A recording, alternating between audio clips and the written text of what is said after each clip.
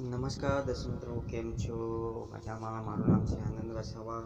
મારી YouTube channel technical આદિવાસી ભાઈમાં આપનું હાર્દિક સ્વાગત છે. આજનો વિડીયો છે તે આધાર કાર્ડ તમારું ખોવાય, આધાર કાર્ડ નહીં પણ રેશન કાર્ડ તમારું ખોવાઈ ગયું હોય તો કઈ રીતના તમારું રેશન કાર્ડ નંબર કે રેશન કાર્ડ તમે કાઢી શકો છો તે આજના વિડીયોમાં જોશું. તે કઈ રીતના કાઢી શકો છો. તો આપણે સૌપ્રથમ આપણે પ્લે સ્ટોર ઓપન કરી લેવાનું છે. પ્લે સ્ટોર પરથી તમારે અહીંયા સર્ચ મારવાનું છે મેરા રાશન સર્ચ મારશો એટલે મેરા રાશન એપ્લિકેશન આવશે. તો તેને ઇન્સ્ટોલ કરી લેવાનું છે.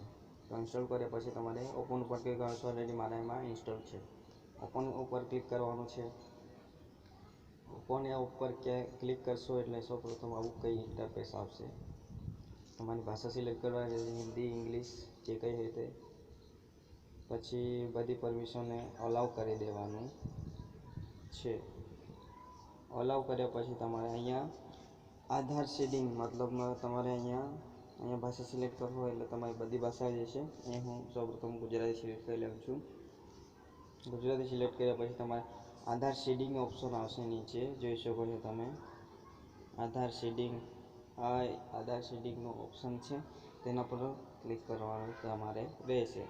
એના પર ક્લિક કર્યા પછી તમારે અહીંયા કાર્ડ નંબર એટલે રેશન કાર્ડ નંબરથી સર્ચ મારવા માગો છો કે આધાર કાર્ડ નંબરથી, તો હું તમને આધાર કાર્ડ નંબરથી તમને સર્ચ મારી બતાડું છું.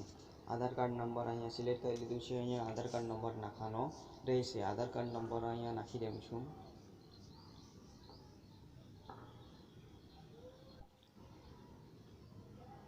આધાર કાર્ડ નંબર નાખ્યા પછી તમારે અહીંયા સબમિટ ઉપર ક્લિક કરવાનું રહેશે. તે સબમિટ ઉપર ક્લિક કરશો એટલે તમારામાં જેટલા બી ફેમિલીની એટલે તમારા રેશન કાર્ડમાં નામ એડ હશે તેટલા જણના અહીંયા બધા આવી જશે. જોઈ શકો છો તમે, આટલા બધાના આવી જશે. આવી રીતના તમારે એક ration card number, FC code, yes મૂળ રાજ્ય, જિલ્લો કયો છે તે બધા હશે. અહીંયા તમારા નામ આવી જશે. પછી યસ આધાર શેડિંગ, પછી અહીંયા રેશન કાર્ડ નંબર બી આપેલો રહેશે. તમે રેશન કાર્ડ નંબર આવી રીતના શોધી શકો છો. આજનો વિડીયો આ હતો કે તમે રેશન કાર્ડ નંબર કઈ રીતના સર્ચ કરી શકો છો. તો આજનો વિડીયો સમાપ્ત કરી આવજો.